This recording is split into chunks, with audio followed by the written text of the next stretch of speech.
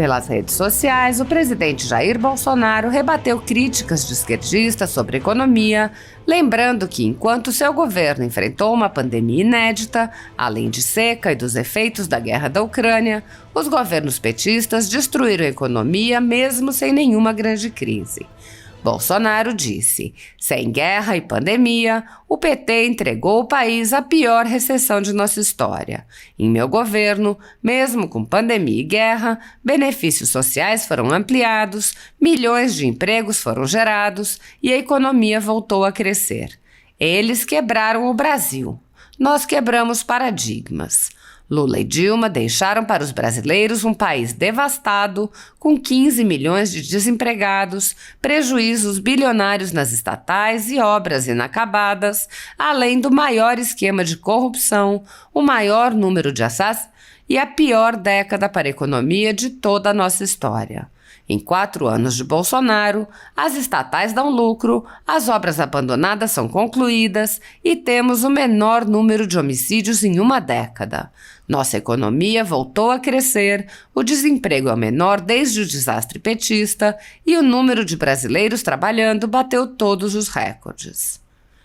A ditadura da toga segue firme. O Brasil tem hoje presos políticos e jornais, parlamentares, influenciadores e partido censurados. A Folha Política tem toda a sua receita, gerada desde 1º de julho de 2021, confiscada por uma canetada do ministro Luiz Felipe Salomão, ex-corregedor do TSE, com o aplauso e o respaldo dos ministros Luiz Roberto Barroso, Alexandre de Moraes e Edson Fachin. Além disso, todas as receitas futuras do jornal obtidas por meio do YouTube estão previamente bloqueadas. Há mais de 13 meses, todos os rendimentos do jornal estão sendo retidos sem justificativa jurídica. Anteriormente, a Folha Política teve sua sede invadida e todos os seus equipamentos apreendidos a mando do ministro Alexandre de Moraes.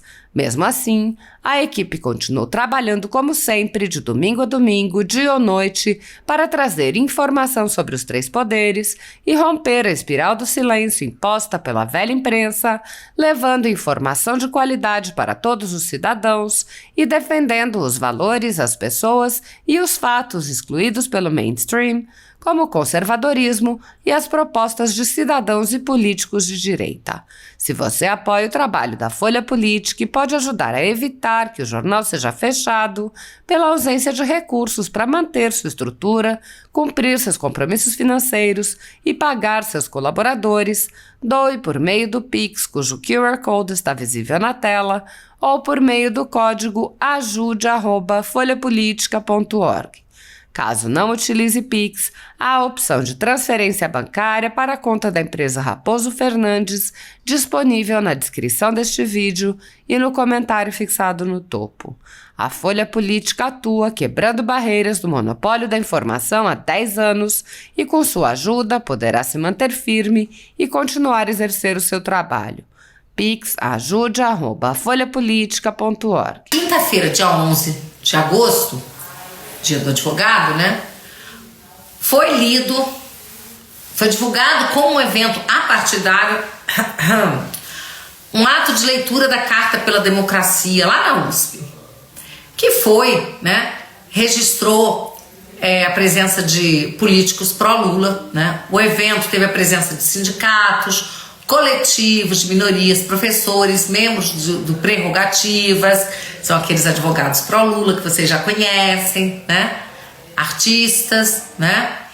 Apesar de não mencionar o presidente Jair Bolsonaro, a papelada defende as urnas eletrônicas, fala em risco às instituições, tece elogios aos ministros do Supremo. O documento foi assinado por petistas, tucanos, banqueiros, juristas, integrantes da classe artística. E foi assinado por, pelo que tudo indica, fraudadores, o que não causa espanto a ninguém em se tratando da esquerda, né, que frauda, mente, rouba, desvia, né, gente? A gente sabe, né? Então tá aí agora o ex-presidente da Fiesp, né, o Paulo Scaff, dizendo o seguinte, que ele não assinou cartinha pela democracia, coisa nenhuma, e já mandou para a polícia investigar a sua assinatura que foi divulgada e foi fraudada, segundo ele. Fraudada. Então vamos lá. Essa cartinha deu o que falar. Os jornais noticiaram como sendo um grande acontecimento, dizendo ainda que o Bolsonaro deveria assinar. E aí o Bolsonaro, muito claramente, disse que carta pela democracia no Brasil já tem uma, e mostrou a Constituição. Falou, essa é a carta pela democracia que eu apoio, a Constituição brasileira. O resto, meu amiguinho, é conversa fiada de pessoas nada democráticas. Nada democráticas. Vamos lá.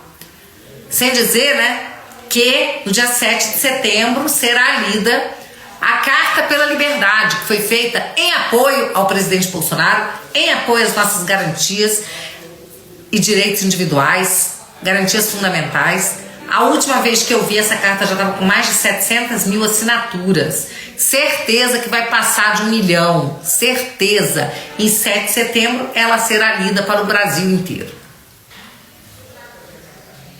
Atualmente temos uma taxa de desemprego, né, de 9,3% e que pode cair para 8% antes do fim do ano com a recuperação econômica, disse o ministro Paulo Guedes.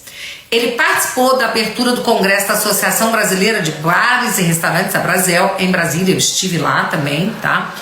E ele disse isso, ó, aspas, antes do ano acabar, nós estamos descendo a taxa de desemprego para 8%. Vamos terminar o ano com o menor desemprego que já vimos nesses últimos 10, 15 anos, fecha aspas.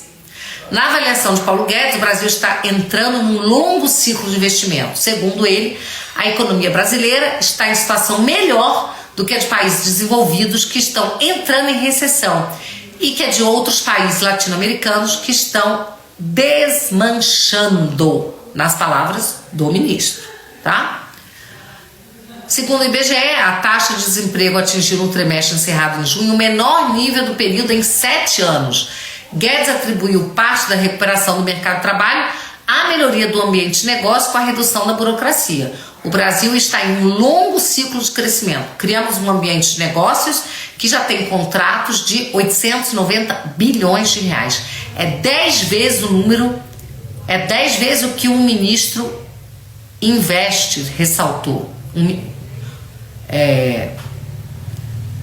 Sem dar detalhes, Guedes diz que a equipe econômica pretende ampliar os programas de transação tributária, renegociação de dívidas com o governo. Segundo ele, o comércio e os serviços e o setor de eventos devem ter as mesmas possibilidades para regularizar os débitos que outros segmentos afetados pela pandemia tiveram nos últimos anos. Que maravilha!